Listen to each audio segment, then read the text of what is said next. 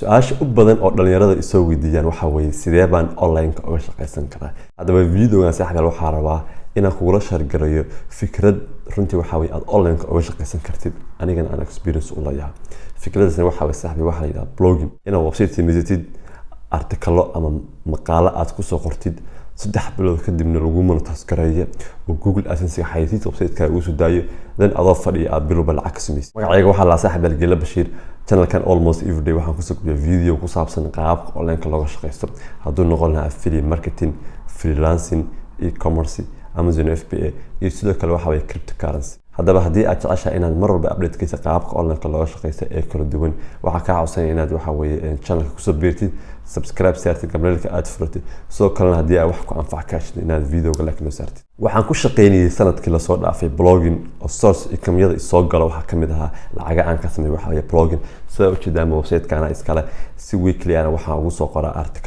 artikalada marka kusoo qoran lacag baa ka sameeya. marka waxaa rabaa experience-keygii sanadkaas lasoo dhaafay inaan kugu soo koobo aan videogan waxa weeye aan kugu soo gudbiyo. sidoo kale saaxiibayaal videoga dhamaadkii waxaan uga jawaabayaa qaababka lacagaha loogala baxo sidoo kale waxa weeye bangiyada looga codso dhalinyarada almost every day ay soo weydiiyaan. haddaba haddii aad channelka hore ugu xirnayd waa fahansantahay waxa la yidhahdaa saaxiibayaal blogging, laakiin haddaa ku cusubtahay waxa laga yaabaa inaad fahansanin waa maxay blogging. blogging-ka saaxiibayaal waxa weeye inaad intii aad website samaysatid artikalo iyo maqaalo aad kusoo daabacdid kadibna waxa weeye 3 bilood kadib aad upload gelisid waxa la yidhahdaa Google AdSense website-kaaga loo soo daayo xayeysiis, halkaasna waxa weeye lacag joogta ah bilba kaga bilaabato. haddaba saaxiibayaal videogan waxaa rabaa 5 qodob oo ka caawin kara waxa weeye blogging-ka business-kaaga inaan ka dhigi karo successful inay halkan aan kugu soo. qodobkeena koowaad wuxuu noqonayaa horta inaad heshid platform ah kusoo gudbiso waxa weeye fikradahaaga, ideyooyinkaaga iyo waxa weeye ganacsigaaga. sida ogtihiinba website markaad samaysanaysid waa inaa waxa weeye platform ay heshid sida mataqaana WordPress, Wix iyo sidoo kale saaxiibayaal Squarespace. 25% dadka adduunka jooga waxay isticmaalaan WordPress, which means waxa weeye waa kan loogu isticmaal badan yahay. run ahaantii haddii aan idin sheego dadka waxa weeye akhristayaasha ah ma kar garanaya ama waxa weeye ma sii fiirinaya website-kaaga wuxuu yahay WordPress ba ma Squarespace ba ma waxa weeye Wix ba qof kar garanaya waxaas alahan. marka waxa uu leeyahay waxba ka walwali meesha aad rabtid inaad ka samayso waxa platform-kaaga, haddii aad WordPress ka samayso, haddii aad Wix ka samayso, haddii aad Squarespace ka samayso. laakiin talahan waxaan ku siin aniga inaad ku samaystid waxa weeye WordPress maadaama waxa weeye surface badan iyo shaqooyin badan oo kale runtii aad ku qabsan karto kuuna fududay. qodobkeena labaad waxa weeye saxi marka rabtid inaad blogging waa inaad search wax loo niche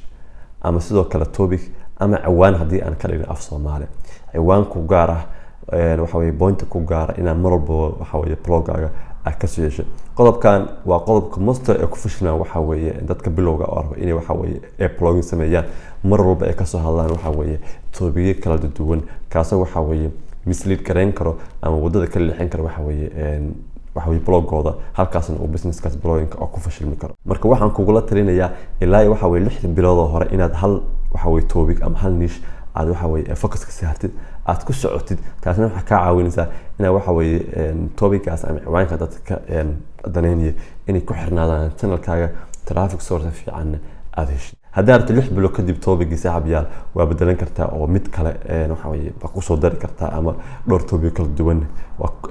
waa ku soo dari kartaa. laakiin marka hore waxaan kugula talinayaa inaad hal topic aad ku socoto. tusaale ahaan oo kale aniga waxa blogging mar walba ka sameeya online business qaabka looga shaqaysto. marka waxaa isweydiinaysaa sidee baan ku heli karaa ciwaan fiican ama niche fiican. ciwaanada ugu fiican waxa weeye oo maanta lacagaha u badan laga helo gaar ahaan SEO waxa ama search engine optimization waxa dhahan waa sida cayirka loo dhimo ama weight loss-ka. tusaale kale inta qof oo Google-ka ku qodhan maalin walba waxa weeye Soomaali ah sidee cayilka u dhimaa waxa weeye waa number aad u tir badan. marka haddii aad inaad blogging bilowdin haddii aad ku fiican tahay waxa weeye qaabka wax loo qoranay waxaan kugula talinayaa marka hore inaad waxa weeye topic fiican doorto. topic-yada doonis waxa kamid weight loss-ka blogging aad baa loogu baahan yahay runtii aad uga shaqeeyo. waxaa kaloo anaga ku badannahay blogging Soomaalida ama website Soomaalida waxay u badan yihiin waxa weeye siyaasadda bay aad ugu badan yihiin laakiin inta kale runtii way banaanta haddii noqoto waxa weeye caafimaadka, haddii noqoto waxbarashada, haddii noqoto weight loss-ka, haddii noqoto fitness-ka, haddii noqoto waxa weeye sportiska haddii noqoto channel ama website ka helo waxa dhaqaalaha adduunka maalin waxa way isbedelayo haddii noqoto waxa stock marketka haddii noqoto waxa way suuqyada internationalka kala duwan maalin waxa way update ku dhaco marka waxa laga baahay marka hore inaad topic fiican aad dooratid gaar ahaan waa inaad dooratid waxa way topic aad ku fiican tahay xooga ama book ka akhrisay ama matqana passion aad ku tahay xog badan runtii haddii loo ka sheekay aad ka sheekay taas marka ku leeyahay topic aad jeceshahay ka sheekay waxa weeye haddii aad topic aan cib tahay aad ka sheekaysid marka dhowr article ka qortid waa iska diinaysaa wixiina way kugu soo adkaanaya laakiin shaqada kugu socoto blogaagan uu u guuleysto at least waxaad fahansantahay familiar aad ku tahay inaad article iyo maqaalo aad ka samaysid ana sidoo kale enjoy greenity marka waxa way article-ka aad qoraysid aad wax dhiba aad markaas aad dareemin ciwaanada ugu fiican waxay ka caawinayaan inaad mar walba waxa way Google-ka aad ka noqoto number 1 ama SEO-ga waxay dhahaan oo Google-ka oo saabtan clicks-ka u badan waxa way ba laga helaa oo runtii waxa way meelaha search engine ku waaweyn oo qofka markuu wax qorayo oo ku soo qoro tan waxa way hadii aad page-ka labaad ama ka koowaad soo gashid WordPress-kaaga ama blog-kaaga uu soo galo which means waxa way si fiican basman bishii la soo dhaaf aniga waxaad tahay waxa la SEO step-ka u horeeyay waan ku guuleystay qaybta arkaysan waxa way waa Google Console-ka waxa la dhahaa weeye 600 clicks waxaan ka helay bishii la soo dhaafay Google Console-ka waana qaybtii waa numberka ugu sareeyay aan ka helay waxa way Google-ka sidoo kale waxaan rajeynayaa qorshe ay ugu jira inaan sii badiyo numberska aan Google-ka aan ka helay Google-ka waxa laga yaabaa inaan la yaabtisay waxa uu helaa Google-ka waxa weeye waa qof aan ku aqoonin aan WordPress-ka aqoon ama website-kaaga awaan aad wax ka qortay buu wuxuu ku qoray Google-ka dadna Google-ka waxa uu soo saaray website-kaagii iyo dadka kale oo mataqaan article ka sameeyay Google markuu inuu recommend u sameeyo oo soo madhigo website-ka oo clicks fiican aad ka heshay 600 clicks runtii waxa way waa number fiican ba keel aniga waxyaalaha iga ay waxa way kow inaa ka qoray ciwaan marka loo baahan yahay dadku aad Google uga barbaarayeen sidoo kale mataqaana waxa way tags fiican inaa ku darto website-kaaga qodobkeena saddexaad saxbeel wuxuu noqonayaa content quality content inaad qortid ama maqaalo article runtii waxa weeye si cilmiyeysan aad u qortid oo qofka akhristaha ah oo ku raaxaysanaya markuu oo akhrisanayo wax badanna waxa way facts iyo figures badanna oo ka faa'iideeyo algorithm-ka waxa la waa very intelligence weeye wax xisaabiya waxa loo clickback waxa loo baxsaday qofka hadduu article-kaaga soo galo uu isla markii uu ka laabto kaas waxa la saaxiibaya clickback هذا كليك باجاسي وحي مرة بس عمينيسا ويب سايت كاغا أما بلوج كاغا بيأد وسامينيسا تسوهنا وكلا وحي كونتنت كواليتي هدي على كسو قرين وحوي أرتكلها قفك مركو صوغل أو عوانك أو كهلا هدو فيريو أو within seconds أو كوكان عواي وحي ماشي قرط أو كلابتو بلوج كاغا مرة بوحا على الدنيا قدال oo dad badan loo maso recommend kareynayo laakiin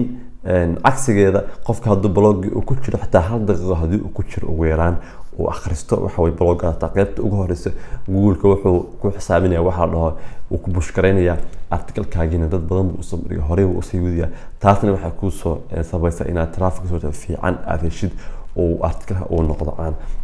markaan ku leeyahay quality content aan ka qorwaataas ina waxa way degdeg aad u qorin 3 saac ugu yaraan aad wax marka hore soo baartay research aad sameysay ama article kala duwan marka hore aad soo akhrisay xog fiican dadka wax kan aariyoodii itaada intii aad isku dartid xog fiican aad ku soo qortay dhalinyarada waxay soo wadiyaan Soomaaliya marka hore dabcan Soomaali waad ku qortaa luqad kasta Arabtid baad ku qori kada wax ku xiran tahay dadka ku xiran luqadda ay ku hadlaan baa fiican mar walba in aad wax ku qorto maadaama waxa weeye halkaas aad ka helaysid traffic ugu fudud aniga website-ka af Soomaaliya dabcan baan ku qoraa waana okay good asasigana uu متقنا وأقبله متقنا بلوجية وون إيمان تسجيلية بالبن العكف عنه ويوسيا. طيب كان أفراد مركبوه النقطة إن أد مركب أرتكل هي قرط إن شير جريسي بلاتفورم السوشيال بلاتفورمز على هذا فيسبوك هذه النقطة انستغرام هذه النقطة واتساب هذه النقطة إيميل كلام هذه النقطة أعداد كل هذا إن وحوي لينك كاجي أشير جريسيد مركب عصبت هاي ويب سايت كاجي طبعا عندما تقارنه مركب أديك وأنا ماركتينج كاجي سميتها باي سيلف وحوي وأنا أدو سميتها لينك كاجي أشير جريسة تطبيقا مركب وحوي بلوجرز فعلا أو أوبرني تراب صورة في عنا رمتي وهنيا قلب كان وجود ما مركب وحنا نقنيا وحوي وقفت وجود ما يسوى وأنا العكس سميسي سياد مركب العكس وقسمينسا وحال العكس وقسمينسا ويب سايت كمركب شو سطح بلود وحال عطسة وحال جوجل أدسنس إنه حيسيس أسودايو ويب سايت كاجا ساعد هالكاس أوجدت ويب سايت كي وكنا أرتكلات مركب جودها أسكشلو كله حيسيس بقى كم قضاء سايد باركا هديها هوس أسعد من سلو كله وحكوا صباحي وحوي حيسيس marka xayeysiiskaasi waxay kuu saamaxaysaa inaad blogga adoo hurdo runtii waxa weeye aad lacag fiican aad ka samaysid. marka lacagta aad samaynaysa waxay ku xiran tahay maalin waxa weeye ama weekly kastaba postiyada ama maqaalada aad soo gelinaysid waxa weeye iyo inta qof wax page views waxay markaasi aqalsani bay lacagtaada lagu bas gareynaya waana lagu xisaabinaya mar walba. runtii waxa weeye waxaan dhihi karaa waa ganacsi maanta aad u fudud ama business online maanta aad u fudud qofka soo wax baranayo soo shaqeynayo oo side hustle ahaan oo u sameyn karaa runtii waxa weeye inuu wax ka faa'iido karaa. adiga wax salaad hadaa wax qora yaa akhrisanaya laakiin maalin walba waa intaas malaayiin qof Soomaali ah baa Google-ka wax ka baaro waxa weeye bil kasta hadaa hesho waxa weeye 15,000 page views hadii aad heshid ama waxa weeye 5,000 of visitors dhanka hadaa origna hadii aad heshid ka badan bil kasta wax weeye lacag fiican ilaa $500 $700 waa ka sameyn kartaa blogga. okay bonus baa ku daraya qayb u dambaysa waa idin sheegay dadka Soomaaliya jooga sidee bay uga faa'iideysan karaan. Soomaalida waddanka joogta oo YouTubers-ka ah lacagta waxaa soo Google AdSense marka ila ka washimay adigana qaybka lacag aad u hela. Google AdSense-ga dabcan qurbaha lagu soo sameeyaa qof qurbaha jooga leedahay address-ka iyo bangigaaga easy way inta wax ka baxsanay adoo Soomaaliya jooga waxa weeye bloggaaga waa ku shaqaysan kartaa article-adana waa ku soo qori kartaa bangigaaga marka dambe waa ku wareegsanaysaa bangi Soomaali ah waa gashan ka dhawan ku shaqeynaya. waa sidii waxa dhalinyarada Soomaaliya joogta oo YouTubers-ka qaabka lacagta u helaan baa marka hore lacag u helta laakiin marka aqbalaad aad dalbanaysid baa xogaa waxa waxay u baahan tahay inaad bangi qurbahana aad ku xiratid address qurbahana aad ku xiratid